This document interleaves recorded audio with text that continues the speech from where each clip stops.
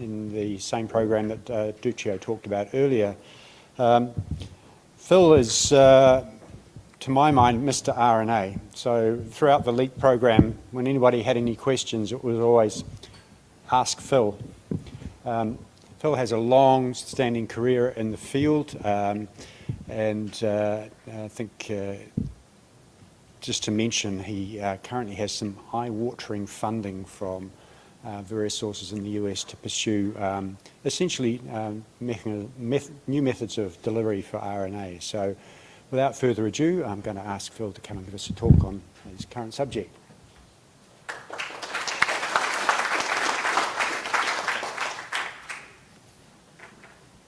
Hello all. So I'm going to talk a little bit about our work on mRNA therapeutics for the lung. And this originally was,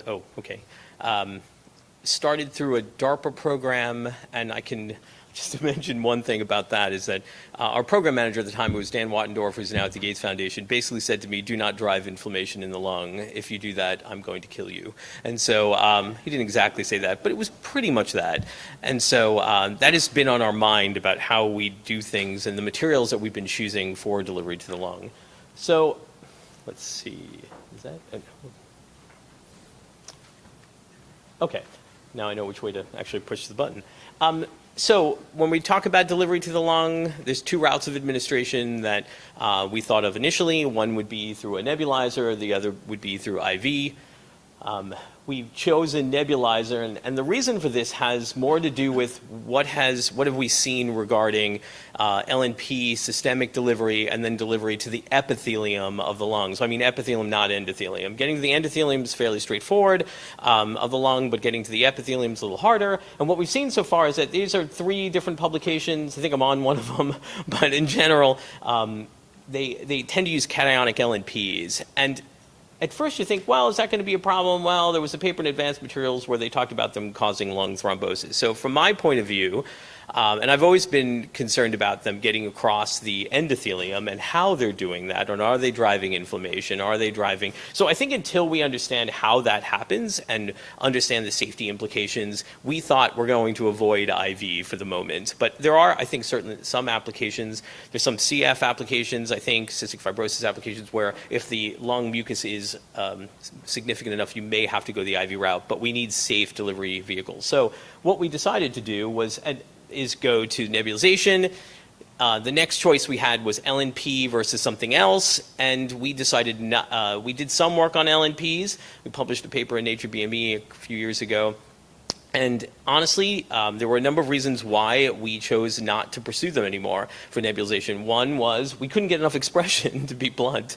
They weren't potent enough. And so that was one of the reasons why we went to polymers. The second one has to do with this issue of durability of expression. So one thing you might notice in this is that these were 3 papers. This is a paper by Ethris, actually, German company. This was, I think, an academic group. And then this group actually is Dan Anderson's group at MIT. And one thing you're going to notice is that these were, all 3 of them were essentially nebulized. I think this one actually was IT maybe, or intranasal, but the point was that they saw expression for about, in all cases, about 5 to 6 hours, and then it precipitously drops.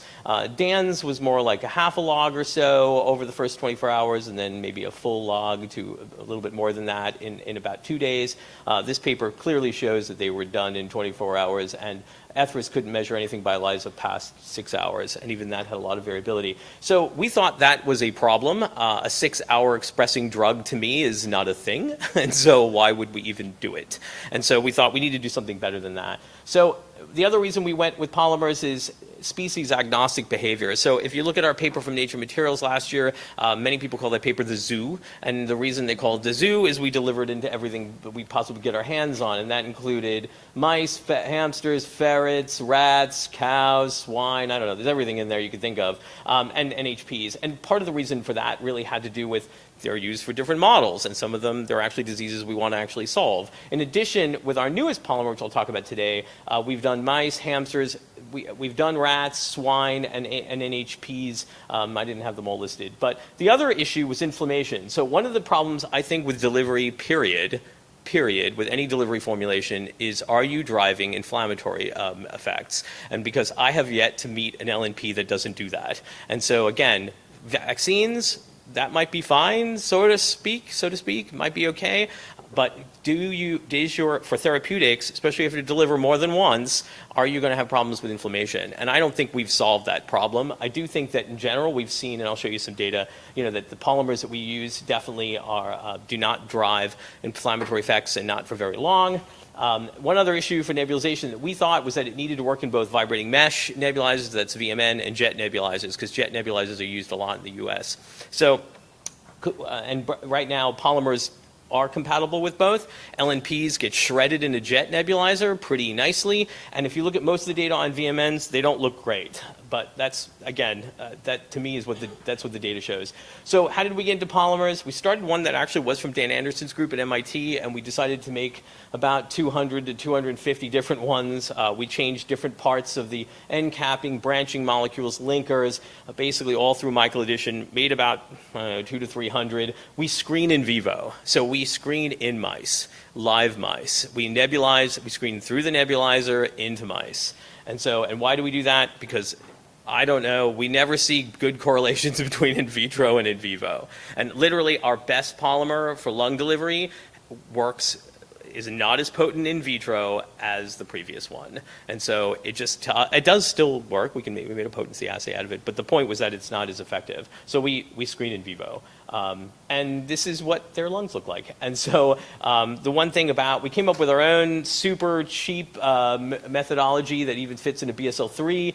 Again, some of this was done right before COVID and then into COVID, so it fits in the BSL-3. It doesn't cost thousands of tens of thousands of dollars. It's about $60 plus the nebulizer, and so that was pretty useful. And it's small. You can use small amounts of material because some of the tower type systems people use for nebulization, you have huge dead volume, and if you're screening, you're going to waste enormous amounts of material. We didn't want to do that, so we made our own little device. Actually, we compared it to Lovelace's tower system, and this is actually more efficient, which I thought was kind of disturbing given how much money their system was. But just the same, it's pretty efficient. We can use really micrograms or so to be able to get very measurable signal to background. And so guess what? Some of them work, some of them don't. We found one that was actually it was about 4-fold better than Dan's polymer.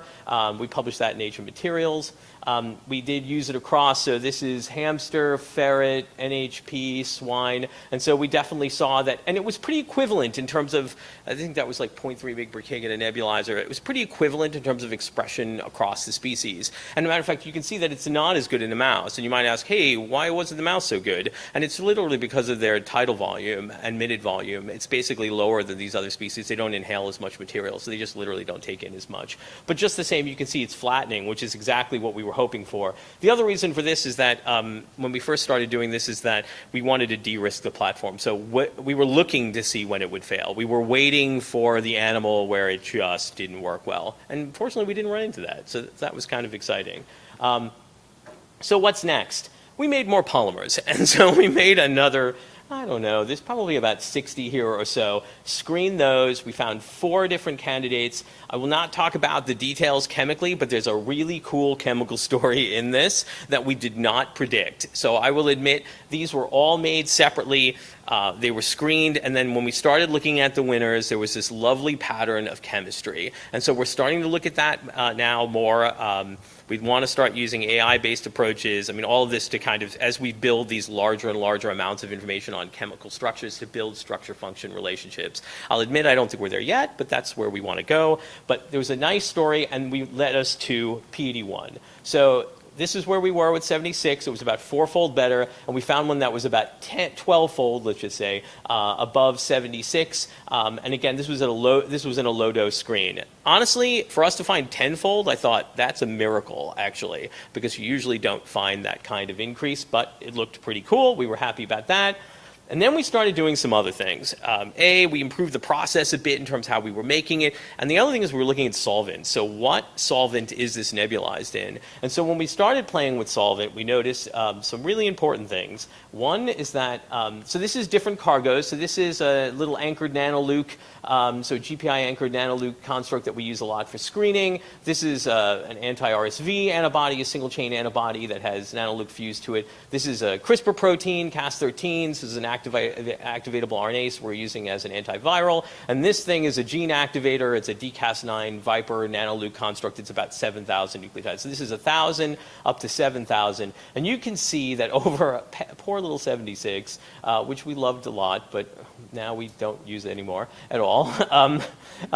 We saw a 40-fold with a change in solvent. We were over 60. We saw a 30-fold increase, almost 80, 70 or so fold. I mean, we're seeing huge increases in expression. And honestly, we haven't published this yet. We are like, honestly, it's crazy because I didn't think this was possible. So now we're actually making more through another program to see, can we keep going and what's the limit? But potency, I think Obadiah mentioned this. This is what we fight every day of my life in the lab.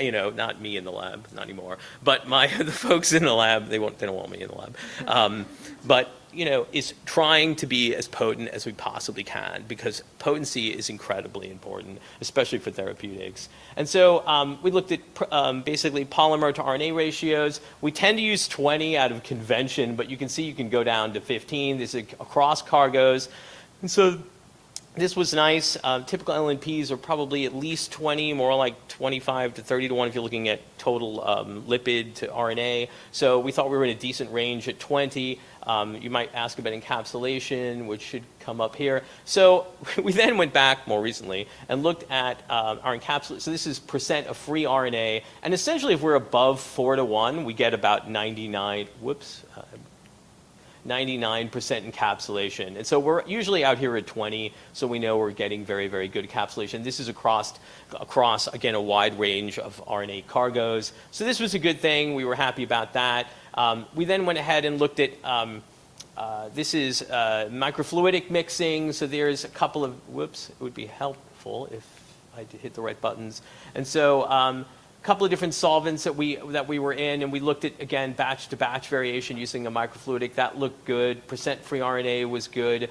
RNA mass was we weren't losing, actually with the right size, I think it was 100 kilodalton cutoff on our TFF. We didn't lose any material, and then really there was no change in vivo because everything we do goes back in vivo. That's just the way it is.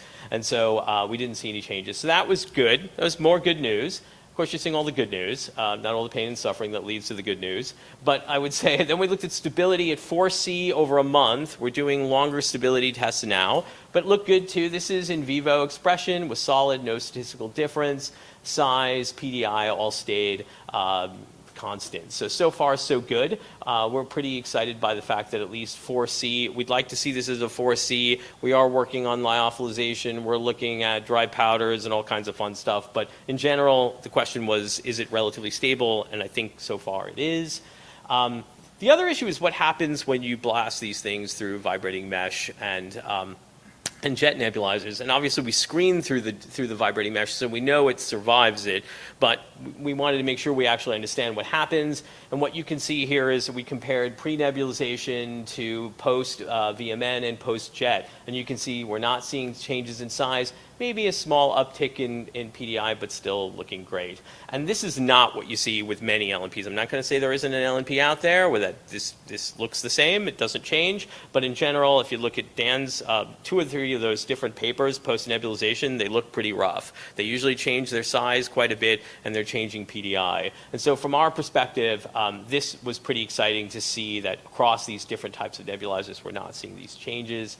The next question is, so jet nebulizers have a fair amount of flow, and so testing them in a rodent is not really ideal. They're not really going to like all that air. We tried it once, it didn't work well. And so in general, we go to larger species. So this is a 10-kilogram pig, and essentially what you're seeing is luminescence. So using one of our nanoluke reporters, but essentially looking at I think this was a 0.3 mg per kg dose in the nebulizer, and you're seeing, again, 2 animals with a vibrating mesh, 2 with a jet, and they're statistically the same in terms of their expression. So we were, again, pretty happy about that. And you are seeing, again, expression throughout their lungs. We'll talk more about that in a minute.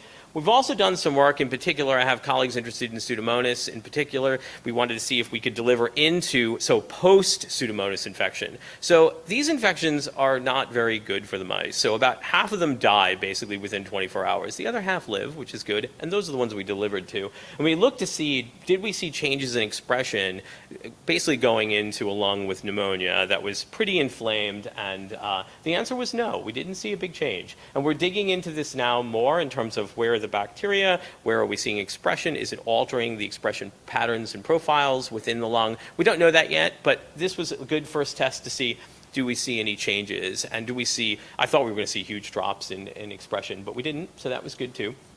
So this is something though, because I think most delivery folks deliver into animals that don't have any disease. And so most of the papers do not involve disease. And when you're delivering into a lung where there may be inflammation, oxidative stress, it can change the environment, right? I mean, if you have EIF2 alpha phosphorylation, you're going to have a problem with mRNA expression, right? So there's no doubt that I was concerned about whether or not we were going to see adequate translation. Let's see. So when we went back to more standard assays, where are you getting expression? So we started with the AI14 mouse, delivering Cree mRNA. I know the limitations of the system. You know the limitations of the system, right? You don't have to deliver a whole lot of Cree mRNA in order to get it to turn on. But it does help with understanding where in general you're delivering to. We're using other tools than this now, but we do this because everybody does it, and it was great. So we looked at small airway and large airway, which you can't really see the DAPI staining, but no worries. You're seeing a large number of cells transfected. This is what a mouse lung, this is a scan of the mouse lung, and you might notice one thing from this, which, just a second. So this is 3 different lungs from 3 animals. So we're getting a large number of alveolar epithelial cells transfected. And we're doing spatial transcriptomic work now on this to identify all the cell types. That was going to be a whole talk on its own, but I won't do that for today. But in general, hitting large numbers. But if you look carefully, you're probably like, where are the airways? Why aren't you hitting the airways? And so we looked at this and thought, what's going on? And my first hypothesis was that it's not the polymer, because I was hoping it wasn't the polymer, and thought, is it the nebulization? Because the nebulizers that we use usually have 2 to 3 micron sized droplets, and a mouse and me are not the same size. So you probably can tell. And so I don't need any stats on that. And so the problem is this is fluid mechanics. So fluid mechanics is very scale dependent. And so in a rodent, these particles dead end in the bronchioles and make it into the alveolar space really, really efficiently. And we were afraid that maybe we weren't getting deposition. So what we did is we decided to do is actually compare this to intranasal delivery. So any of you done intranasal delivery in a mouse, what do? Inhale it. And they basically aerosolize it, but not very efficiently, not as efficient as a VMN nebulizer. And if you look at the picture carefully, which you can probably see, it's the opposite of the picture that I just showed, right? You're seeing airways, tons of airways. And so we get very efficient, and you get very efficient delivery to airway epithelial cells. So it's not the polymer, which was good. And at the same time, it's clear that the droplet size makes a big difference. So now we're looking at, and again, this is a rodent problem. This isn't a human problem. This is an issue of scale. This is a mouse problem. As we move to larger species, we see less and less of a dependence on this. We do have a solution to this. We actually have, as a matter of fact, one of my postdocs sent me the data, which obviously too late to be in this talk, where we combine intranasal with nebulization and we hit everything. And so that was really exciting just in terms of using the mouse model appropriately. Again, as you get into larger species, you're not going to have this problem. Even in pigs, we've seen, in those pigs that I showed before, you do see deposition even in their trachea. Why? Because they're 10 kilograms. They're not 20 grams. So scale matters, how you administer matters, and so you have to be able to interpret those results properly. Again, this is airways, again in the mouse when we deliver intranasal. Some people ask about kinetics, how quickly do we see expression? So we see the peak usually, so we can see expression as early as an hour post-nebulization, but I'm not sure, oh there it is. But you'll see it rises, and so instead of it just expressing at 5 hours and being gone, we actually see the peak is more like 12 to 24, and it's pretty flat at that point. And usually expression lasts about 3 days or so. Usually, it's pretty typical is about 3 days. We're looking at other constructs and other possibilities to try and extend that, but it's usually 3 days or so, depending on, now, I'll show you an antibody that lasts 7 days, but that's because the antibody just has a longer half-life. Anyway, this is a hamster. Whoops, again, Phil hitting the button weirdly. So hamster, certainly seeing more airway in the hamster, and certainly alveolar looks good too. This is a non-human primate, and there we're hitting just about everything in the non-human primates, so this was pretty exciting to see. And so, yeah, we do nebulize to non-human primates. That's my colleague Francois Villinger holding the monkey. And we use a pediatric mask for that. They do not fit great, but they're okay. We actually have a new design that we're trying now because their heads, their snout, nose, mouth structure is not like a child. And so, so we're working on improving that. And now I'm going to talk a little bit about applications of P81 in general, just applications of this type of technology. Whoops. If I can hit the button. So the first thing I'm going to talk about, which Duccio mentioned, was an mRNA-encoded antibody. So this is an antibody that comes from Toscana Life Sciences in Siena. It's called 007, which I thought was a cool name, actually. We usually refer to as 007. And so it does work extremely well. I'm not going to go through all the data, but against newer variants of COVID, this was complex with the polyplex and with polymer 81, make a polyplex delivered by nebulization. And so one thing was looked at the kinetics. This is by ELISA, right from a hamster. We use the hamster model for COVID quite a lot. And so you can see at 1 day, what are we getting? It's about 8 microgram per mil in the hamster's lungs, which I was very happy with. And it lasts about 7 days. You can see, though, it's coming back down. But you're still getting 400 nanogram per mil, so 0.3 microgram per mil. So not terrible, but it's coming down by 7 days. But still, that wasn't too bad for a single dose. This is a single dose within the hamster.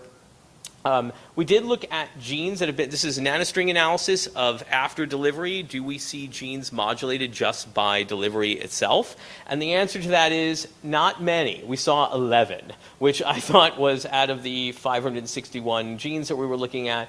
Pretty exciting. And the point, though, is that within 1 day, they're gone. So it's a very short perturbation. We do see that at 4 hours, but then it's gone.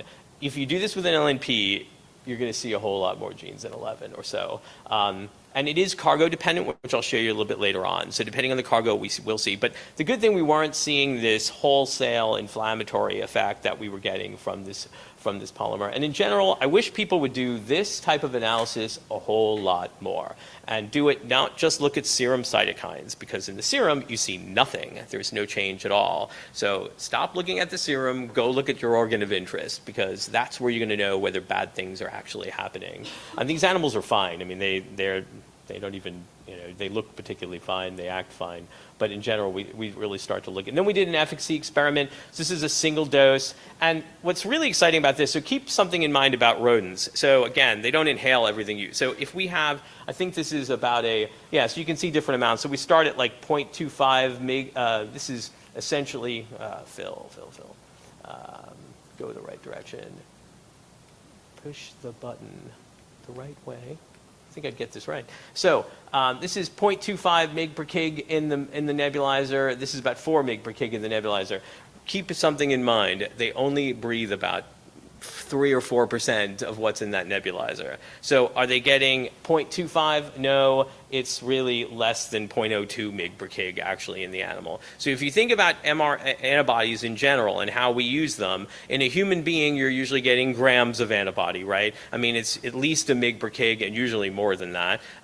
If you're getting, an mRNA, it's still a mg per kg usually given, or maybe a half mg per kg if it's given. So in this case, by giving it directly into the lung, we saw a log knockdown of viral RNA. We'll have the titers very shortly. It should be at least, if it's a log of RNA, it should be a log and a half to almost 2 logs in titer. But the point was just that even with 0.02 mg per kg, we're seeing efficacy. You go to 100, it's about a log and a half at the RNA level, and usually a little bit more than that will break the 2 log barrier. At 400, it was like 2.5 logs. So the point is that given they're only breathing in a small portion of this, we can really reduce the amount of material that we're using if we deliver it directly where it needs to be and express it efficiently. So again, that percentage in terms of how much is inhaled does change as you go to larger species. They inhale more and more of it. And I think most nebulizers are about 60 or 70% or so of product is inhaled, depending on the product. So it does matter a little bit.